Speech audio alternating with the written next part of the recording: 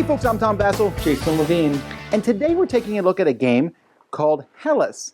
Now, this is actually the second game of Hellas we played. There's one I played a long time ago, so did you. A Yes. small two-player game, nothing to do with this game.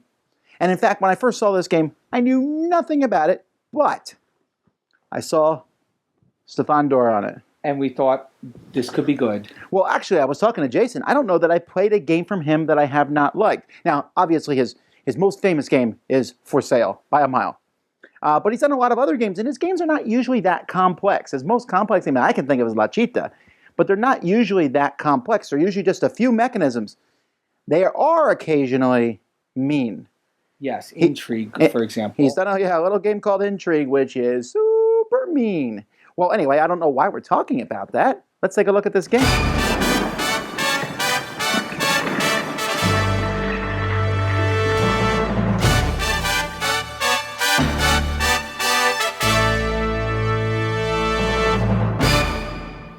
Okay, so here's the board the players are playing on. There's the other side of the board is a slightly smaller island, which is for 2 players. This is for 3 to 4 players. And you're going to draw 3 quarry tiles that have numbers on them from 1 to 40 and place them on 3 random spots. You're also going to put the quarry master on a random quarry. There's different quarry locations on the board. There's also temple spots that are located around the board. Each player is going to get a bunch of pieces. They're going to get squares, 3 squares of their color. They're going to get 3 temples of their color. And then they're going to get a whole bunch of these little village pieces that they're going to have. Now, what players are going to be doing on their turn, each player is going to be getting a certain number of action cubes, and these are split up based on a number of players. There's 12 of them, so in a 2-player game, each player gets 6. In a 4-player game, each player is going to get 3. In a 3-player game, each player gets 4. Pretty simple. There's 3 rounds of the game. Each player is going to be placing these one at a time up here in turn order. However, on the very last round, you will get 1 less. So in a 2-player game, you would each get 5. In a 4-player game, you would each get 2. So what you're going to be doing on your turn is you're going to be choosing one of these up here. If you choose any of these actions, each other player can also take an action. If you choose any of these 5 here, only one person gets to take that action. So what are the actions? Well, these are pretty simple. You go here, and each player, starting with the person who placed it there, can build a house. When you build a house, you can build the house anywhere you want on the island. It's going to cost you 1 marble to go on the outside and 2 marble to go in the middle. Each player is going to start with marble. Marble comes in 1s and 5s denomination. This is basically the currency of the game. So you can pay 1. This would cost me 1 to put it here. It cost me 2 to put it there. As players, the first 3 of these actions are the exact same thing. The second one lets you place a house and a square. So as I place, let's say I want to play maybe a square here and then a house here, that would cost me 1 plus 2 would cost me 3 marble to do that. Now, squares really have no use in the game other than you use them to block or maybe connect what you have here. This action here is building a temple. Temple costs 5 or 7. Temples are much more expensive. When you place a temple next to at least one house, you now have a little city going on here. So you're building a city. I guess it's not a temple, I'm sorry, this is a palace. These are temples, this is a palace. But as you build these, you're going to have cities, and so I might have multiple cities. So maybe I have 2 houses here, and this is a multiple city. However, if I connect these, now it's just one big giant city. If I go here, then everyone is going to produce marble. This is how you get more marble. And so you're going to look at each house that you have next to a quarry. So for each house I have next to this quarry, I'm going to get 4 marble. For each house next to this quarry, 4 marble. For each house next to this quarry, I'm going to get 1. So in this case, the green player, who's the only player on the board, there would actually be other people on the board, the green player is going to get 5 because they have one next to a 4 and 1 next to a 1. If the yellow player was here and maybe the yellow had 2 houses here and they had 2 houses here, the yellow player would get 8, 9, 10 for being next to these quarries. Then the person who activated the quarries can draw up the 4 tiles. They'll flip over a tile. They'll look at the number on this tile. This number is 36. Is this higher than all the numbers out here? Or any of the numbers out here? Yes. So they have to place it on top of one of them. So maybe they place it on top of the 5. Now they draw another tile, and this is a 40. So they place the 40 on top of the 2. They could have placed it on top of the 31 or 36. Now they draw a 7. A 7 is not higher than any of these, so they're going to start a new quarry. They're going to put it wherever the quarry builder is, and then they can pick where this guy goes. They will then close the highest quarry, in which case it's the 40. So the 40 is closed. So there's only ever going to be 3 active quarries at any point in time. And since the higher numbers, you can see here that the 5 produces 4, while the 36 produces 1. And as we go through here, we'll see a 14 produces 3. The higher the number, the less marble that tile is going to produce. Over here, you can build pillars. This one costs 4 marble, this one costs 6, this one costs 10. This lets you build 2 pillars, 3 pillars, and 5 pillars. Pillars can be put into empty spots in different temples. Each temple has a certain number of pillars that can be placed in it. You can split them up if you want to. If you pick this, you will also get a ring token. And if you are the person to put the last pillar in a temple, you will get another ring token. Ring tokens are going to be points at the end of the game. And apparently my fingers are too fat to put these pillars up. Here you can place a statue. It costs 7, and you put a statue somewhere on the island.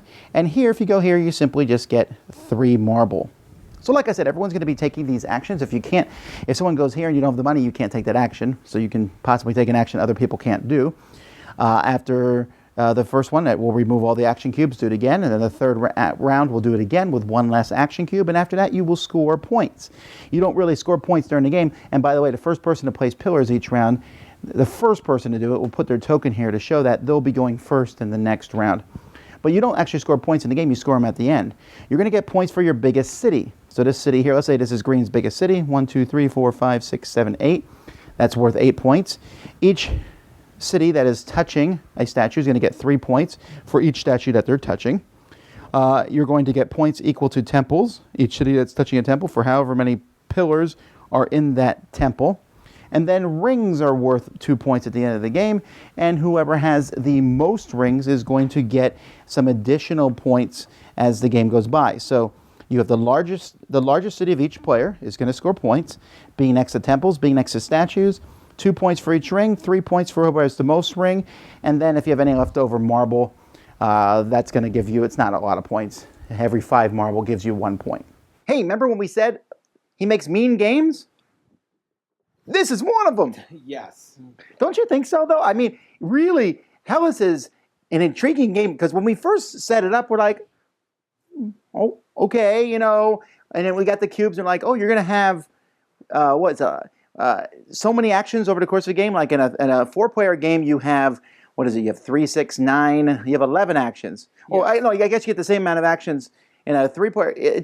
You don't get many actions, it seems. No, and you wouldn't think it's going to be a game like that. But then you start playing it, and you realize there's so many things you could do that you're helping yourself but hurting other people. You could cut them off from the roots. Right. You could, when you're digging and the marble quarries, you can make their quarry be the one that goes away, so all that work that they did to start mining the marble, now they're not mining anymore, and they got to build more, and there's a lot of meanness in this game. Right, the marble is a resource that's basically a commodity in this game. You're getting and you're selling the marble, and at first you're like, whoa, there's lots of marble to be gotten.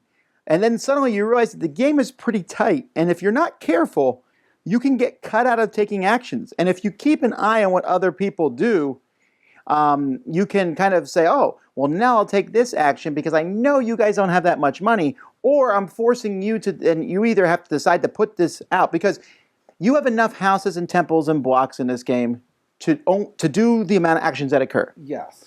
So if you don't take one because you don't have any money, you don't get to put it out. So like if on one of the 3 times, there's 3 times you can put temples out on the board, depending on who takes the action. If you don't put one out, you're getting 2 temples out. Yep. And that's kind of intriguing to me because that means every action in this game counts and you have to think ahead to that. Now the problem, if there's a small problem in the game, it might be the fact that the game has hidden information, the marble, yes. right? Yes. But at the beginning of the game, it's not that hidden.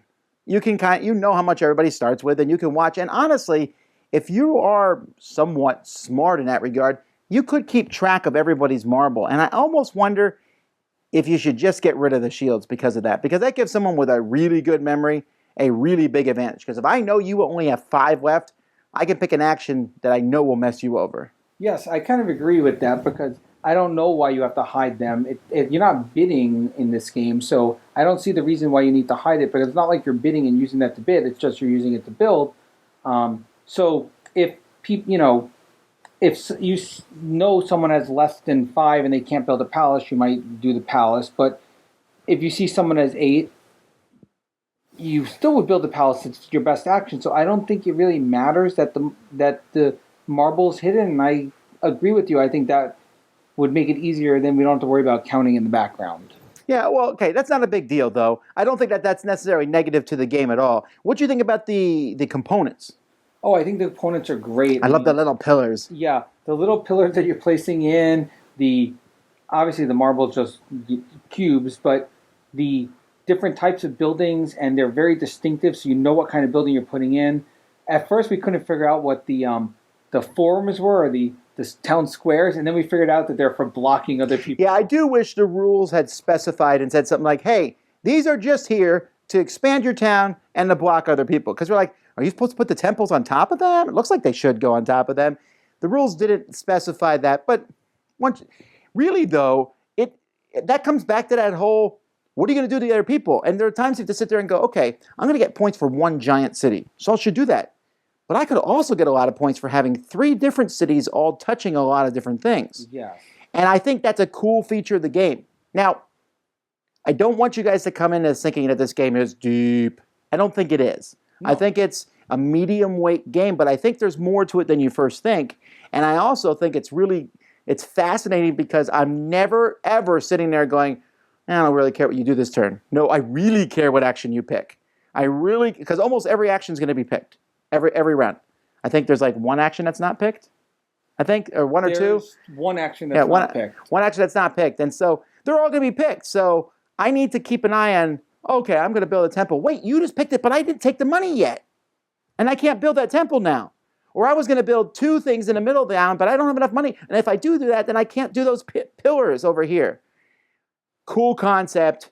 My fear is that people will look at this and go, what's different about this game? But it's a cool middleweight Euro game that offers a lot of, in-your-face type action. It does. I didn't realize it was going to be so mean, but I really liked it. I mean, I felt that each of the actions were important, whether you're putting pieces on the board, whether you're using those pieces later to then collect the marble, whether you're building the pillars, which will give you the points at the end, and also give you those rings, which are towards the points, or whether you're just taking the last action, which is collect a few cubes because you don't know what else to do.